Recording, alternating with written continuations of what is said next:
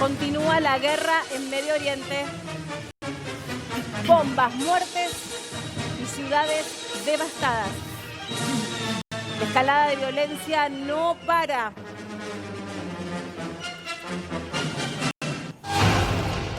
Bueno, ha sido un fin de semana atroz, Lore, en Medio Oriente. De hecho, hubo ataques a las embajadas de Estados Unidos, puntualmente a la de Arabia Saudita. Se pidió que todos los diplomáticos dejaran el territorio y se siguen corriendo horas cruciales. ¿Qué es lo último que se sabe? A ver, lo último que se sabe tiene que ver con lo que se afirma desde Europa. Cuando Chipre es atacado, Europa es atacada. Y esta frase del presidente de Francia, Emmanuel Macron, también señala cómo empieza a pararse Europa, que de alguna manera buscaba la forma de que esta guerra durara lo menos posible. Esto no parece que vaya a ser así. De hecho, y esto es sí realmente de último minuto, el presidente Donald Trump va a dar una conferencia de prensa esta noche para hablar sobre los últimos temas vinculados a la guerra. En medio de una escalada del precio de los combustibles, el real precio del petróleo, que ya largamente superó los $100, está muy por encima de los $100 el barril, y esto lo que hace es no solamente impactar en efecto dominó en el resto de los países, en su economía, porque aumentan los combustibles, 5% ya en la Argentina, y aumentan luego de los combustibles los productos y por consiguiente la inflación. Así que el mundo pendiente de la cuestión vinculada al petróleo. Vale la pena decir que Marín, que actualmente es el presidente de YPF, dijo que los combustibles, por lo menos en Argentina, no iban a sufrir un aumento en lo inmediato, que no iban a tener, no sé, un cimbronazo, esa palabra. Sí. ¿Será real? Malas ¿Será noticias. verdad? Malas noticias. Perdón, ¿por qué? Porque ya subieron. ¿Pero cuánto subieron? Entre el 3 y el 4, las naftas, 5% me el están gasoil diciendo el acá. 5. El gasoil el 5, Ah, exactamente. ¿Duró cuánto? La declaración de Marín duró Una semana, un menos. minuto. Menos Y de una es semana. importante también, bueno, introducir a nuestro invitado, a Martín Bronstein, que es especialista en energía, porque, ¿cómo estás, Martín? Bienvenido, buenas tardes. Porque también el presidente Macron está pidiendo que haya un camino alternativo para poder sacar el petróleo de Irán. ¿Cómo estás? Bienvenido. Buenas tardes, ¿cómo están? Muy bien, muchas gracias. ¿Qué nos puedes decir al respecto de cuáles pueden ser los caminos alternativos para que, bueno, desde el punto de vista económico, esto no afecte al mundo entero? Bueno, a ver, estamos ante una situación realmente delicada. Esto muestra cómo hoy todavía el petróleo sigue rigiendo, siendo el insumo base, donde es el insumo madre de todos los productos que nos rodean en nuestra vida cotidiana, tanto también de los combustibles. Y bueno, esta justamente muestra cómo una afectación geopolítica puede disparar los precios de los combustibles y el mundo se encuentra en estado de alerta de shock. Yo creo que acá el futuro, por lo pronto, está totalmente ligado al futuro de la guerra. ¿Qué quiere decir esto? Sí, Estados Unidos e Irán no pueden dar concluida la guerra en los próximos días. El petróleo se va a mantener en estos niveles e incluso puede aumentar todavía más. La verdad que nos encontramos ante encontramos en una situación realmente... Sí. Tengo una pregunta que esta es una duda, vos que sos especialista en energía. Esto realmente es... Cuando yo iba a la primaria, decían que el petróleo era un producto escaso, que había 30 años de petróleo y se iba a terminar. Y es algo que lo escuché, pero muchísimas veces en mi vida, hasta el hartazgo.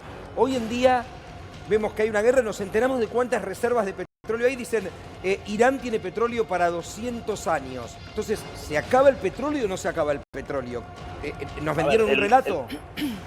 Rulo, no es un petróleo, no es un recurso escaso, es un recurso finito. Y además, no es que el petróleo se va a terminar de un día para el otro. Antes de terminarse va a aumentar exponencialmente su valor, con lo cual generando una reacción en cadena de la inflación a nivel global, incluso como lo estamos viendo ahora. La realidad es que tenemos reservas, pero para que tengan una idea, el mundo consume un poco más de 100 millones de barriles por día, consume mucho. Entonces permanentemente hay que estar descubriendo reservas. Los últimos años se descubrieron muchas menos reservas de las que se estuvieron consumiendo.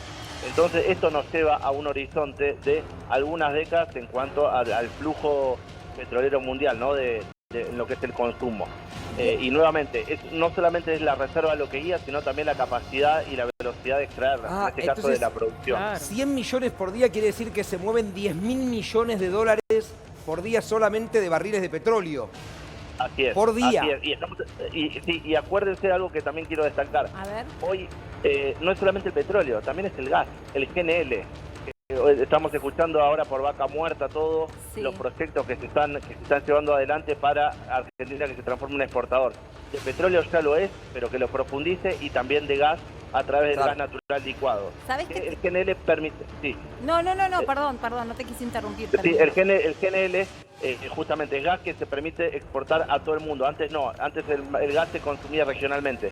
A partir de la posibilidad de licuarlo, el gas se puede llevar de Argentina, por ejemplo, hasta Asia, que es lo que se va a hacer, o hasta Alemania, que se cerró un contrato la semana pasada. Hoy quiero aclarar algo también. Por el estrecho de Hormuz, la ruta esta crítica que está frenando Irán, pasa el 20% del petróleo mundial y un poquito más del 20% de todo el gas natural licuado a nivel mundial. Además de productos refinados, combustibles, fertilizantes y varios otros productos derivados de los hidrocarburos que son críticos para nuestro día a día. Sí, Martín, ¿sabes lo que te quería consultar? Porque más temprano también uno empieza a descubrir personas que específicamente analizan el minuto a minuto de este conflicto. Y la pregunta de fondo era esta, te la quiero traducir a vos. Si acá estamos hablando del petróleo en cuestión y cómo esto pone al mundo en jaque, si todo esto también empezó en Venezuela, otro país que tiene mucho para darle al mundo y a la región en materia de petróleo. En el fondo, ¿qué pensás que es el objetivo de Donald Trump? ¿Es un objetivo político a donde realmente le preocupa la posibilidad que Irán tenga la bomba nuclear y nos ponga a todos al borde de la desaparición? ¿O el objetivo es el negocio del petróleo sin más? Ok, yo creo que justamente no hay una respuesta absoluta, creo que son los dos. Ajá. Creo que hay un objetivo petrolero / energético. Estados Unidos, como la gran potencia del mundo, uno de sus deberes es garantizar la energía para que el mundo siga funcionando y pueda seguir siendo la potencia del mundo justamente funcionando. Y el otro, por supuesto, yo creo que sí, o por lo menos esto parece entender que la inestabilidad de una región tan importante para Estados Unidos en materia energética, la inestabilidad política y el temor del desarrollo nuclear iraní. Quiero preguntarte algo muy puntual, algo muy concreto, que tiene que ver con las reservas de petróleo. Porque esta es una de las grandes preocupaciones. Tenés a China que ya dijo no exportamos más y nos quedamos con el petróleo y el gas o lo que sea vinculado al combustible para nosotros. El Reino Unido diciendo nos quedan 2 días de gas natural licuado y hay que ver si no va a haber una crisis de petróleo. ¿Qué pasa con el resto de los países y en qué situación está la Argentina para saber qué tanto tenemos que preocuparnos por esta zona?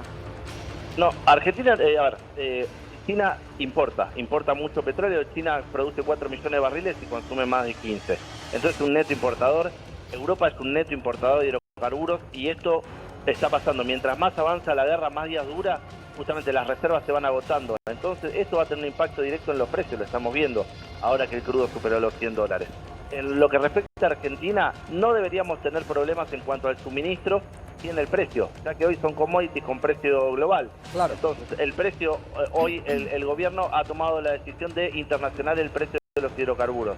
¿Qué quiere decir esto? Que el precio que uno paga en surtidor a la larga va a estar determinado por la cotización del Brent del Mar del Norte, o sea, a nivel internacional. Entonces, en el suministro para Argentina no va a haber problema. Ahora, ¿vamos a ver un efecto en los precios? Sí.